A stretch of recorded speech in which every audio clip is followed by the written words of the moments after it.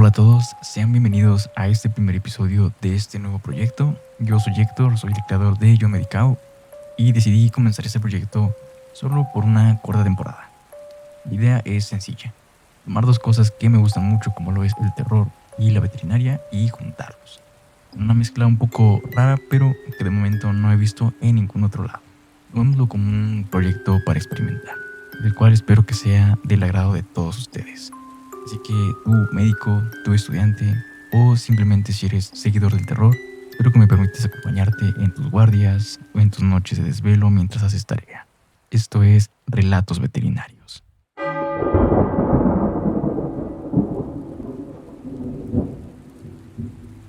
Yo estaba haciendo mis prácticas de veterinaria en una clínica pequeña del Estado de México. Esto hace un par de años. Yo no soy de allí, vengo del Estado de Puebla y todo me parecía súper nuevo. La gente, el ritmo de vida, pero sobre todo las guardias en las que me dejaban completamente sola en el consultorio. Una tarde llegó una mujer mayor. Su aspecto era de indigente, sin intenciones de ofender, pero vestía ropa vieja, estaba desalineada y completamente sucia. Traía en sus brazos a un perrito pequeño, un mestizo, con una herida superficial en la pata. Nada grave, pero sí podríamos darle atención. Yo la recibí amablemente, pero el médico encargado salió y al verla me dijo que no podíamos atenderlo gratis. La señora, sin molestarse, sacó de debajo de su rebozo una bolsa de plástico y nos mostró un fajo de billetes. No hay problema, doctor. Yo pago lo que sea. La verdad nos sorprendió un poco, pero al final el tratamiento fue algo sencillo.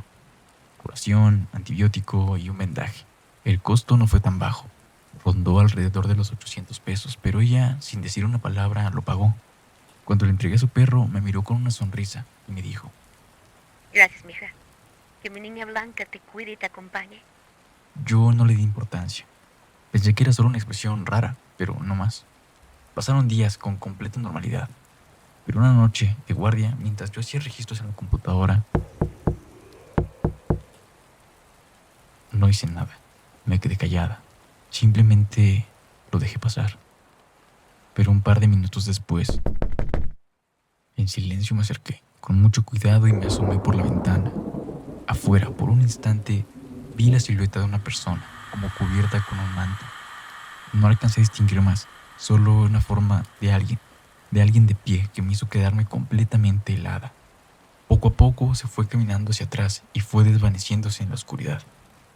Esa noche cerré todo, intenté dormir pero no pude hacerlo. A la mañana siguiente, cuando salía del consultorio rumbo a mi cuarto, aquella misma señora apareció en la calle. Me saludó muy tranquila y me dijo: No te asustes, muchacha. Yo lo mandé para que te echara un ojo y te cuidara. Con el paso de las semanas entendí algo que antes ignoraba. En esta parte del Estado de México, el culto a la Santa Muerte es algo relativamente común y que la Niña Blanca es una forma en la que se refieren a ella.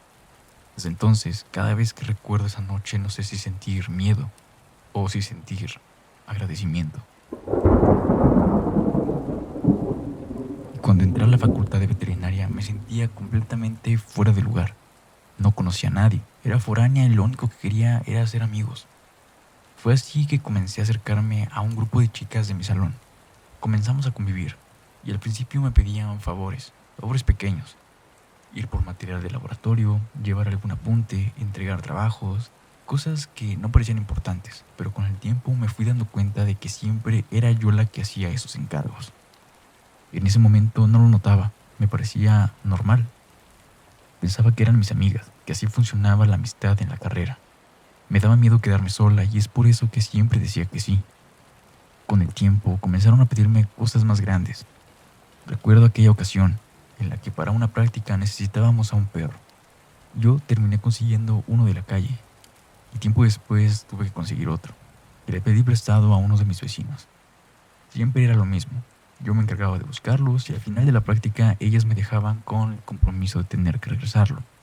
Si bien no era mucho, era algo desgastante, pero lo hacía porque no quería que me dejaran de hablar.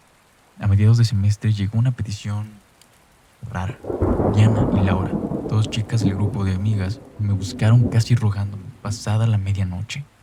Me pidieron que les ayudara a conseguir otro perro. Esta vez no me dijeron más.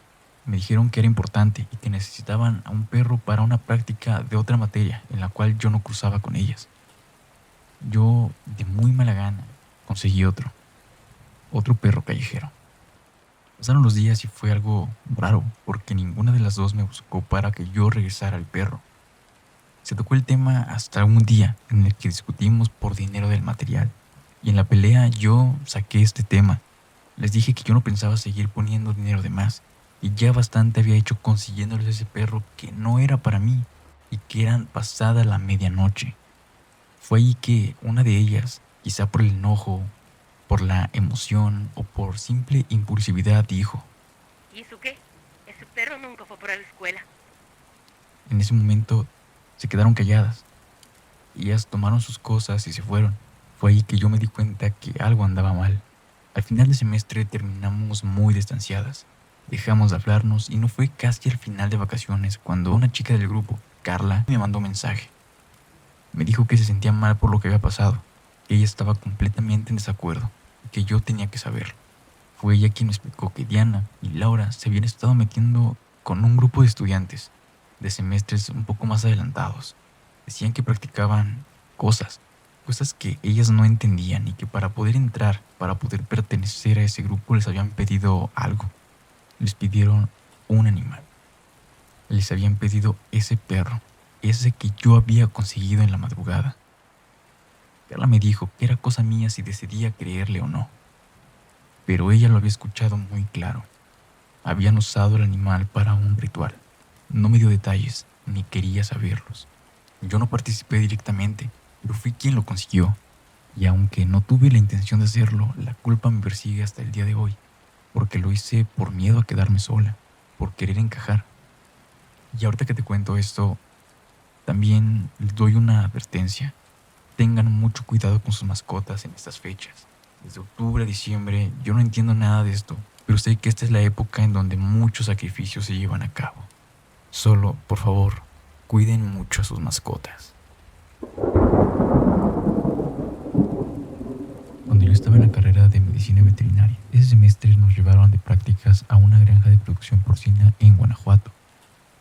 Íbamos todo el grupo. Yo estaba junto a mis dos amigas, Marcela y Fernanda. Desde el inicio algo nos incomodó. Alguien nos incomodó. Era un hombre, el dueño de aquel lugar. Era un señor viejo, de unos 50 años en aquel tiempo. Robusto, moreno y con un detalle que me quedó grabado. Tenía demasiado vello en todo el cuerpo, en los brazos, en el pecho, tanto que sobresalía por la camisa que llevaba medio abierta todo el tiempo. Notaba su mirada pesada, cómo nos observaba de arriba abajo. Incluso escuchamos que hacía comentarios de nosotras con los trabajadores. Nos sentíamos incómodas, pero tratamos de enfocarnos en la práctica. Ya era tarde, nos despedimos. Él a todos les dijo adiós de lejos, con la mano. Pero a mí se me acercó y me dijo con una sonrisa incómoda. Nos vemos pronto, muchacha. Como de que no. Yo no supe qué responder. No dije nada, solamente me alejé. Días después, ya en mi casa, en la colonia en Irapuato, una madrugada me despertó un ruido en el patio. Era como un gruñido. Yo me asomé, pero no vi nada. Creí que solamente había sido mi imaginación. A la noche siguiente lo escuché otra vez y la que siguió también. Siempre lo mismo. Un ruido ronco, como si algo respirara fuerte, pegado a la ventana. Para mí, la peor noche fue un fin de semana, cuando regresaba de una fiesta un poco pasada de copas. Apenas me estaba cambiando cuando lo escuché. Más fuerte que de costumbre, justo debajo de mi ventana. Con miedo me asomé y fue ahí por primera vez que lo vi. Era un cerdo negro, enorme, cubierto de pelo. No era un cerdo común. No sé cómo explicarlo, pero no era un cerdo normal. Estaba quieto, mirándome fijamente. Yo me quedé inmóvil y lo único que pensé fue en aquella persona, en aquel señor, en el dueño de la granja, en su mirada y en la frase que me había dicho. Nos vemos pronto, muchacha. Yo cerré la cortina y traté de convencerme de que había sido efecto del alcohol, que todo estaba en mi imaginación. Por unos días ya no volvió y me tranquilicé. Creí que sí, todo había estado en mi cabeza. Hasta que una mañana mi mamá me dijo. Ay, mija, anoche escuché un puerco en el patio. Incluso en comentario de broma dijo, Los vecinos ya tienen nueva mascota. yo me quedé callada. No quise decirle lo que yo había visto noches antes. Semanas después, mientras bajaba las escaleras, escuché a mi mamá contarle a mi hermano. Ya, mijo, ya no ando. Todos los días ese pinche puerco en la ventana. Nomás lo escucho, pero me asomo y nada. Lo decía con una voz preocupada. Y ahí entendí que eso, que probablemente me había seguido desde aquel lugar, me había seguido hasta casa y que ahora estaba detrás de mi mamá. Decía mi mamá que lo más extraño era que siempre coincidía cuando estaba saliendo de bañarse o cuando iba a cambiarse de ropa. Siempre, sin falta, estaba ese ruido ahí, como si la estuviera esperando. Un fin de semana por la tarde, cuando volvía de la universidad, encontré a toda mi familia afuera de la casa. Las puertas y las ventanas estaban abiertas y el olor era insoportable. Un olor fuerte, penetrante, completamente inconfundible. Era idéntico al de una granja de puercos. Me dicen que cuando revisaron el patio encontraron ropa de hombre, sucia y tirada en la tierra, como casi enterrada. Y arriba de ella había heces. Heces que yo pude identificar como las de un cerdo. Era imposible. Vivíamos en una zona urbana de Irapuato. No había cerdos cerca ni forma de que uno entrara. La familia nunca ha sido muy religiosa, pero esa vez mi mamá decidió llamar a un sacerdote. Dijo que esto ya no era normal y que algo estaba muy raro. El padre recorrió toda la casa con agua bendita y nos dejó varios ramos de hojas verdes empapadas de un líquido. No era agua, tenía una consistencia aceitosa y un olor todavía más fuerte del que ya había en la casa. Te lo juro, semanas la casa apestaba a eso. Y poco a poco fue desapareciendo, junto con los ruidos. Desde entonces ya nunca más volvimos a escuchar nada. Mi mamá ya no volvió a sentir esa respiración en su ventana. Pasado el tiempo nos mudamos y simplemente quedó como una mala anécdota por recordar. Pero yo lo tengo muy claro. Lo que vi aquella noche no era un animal normal. Era ese mismo señor. Ese que me dijo que nos íbamos a volver a ver.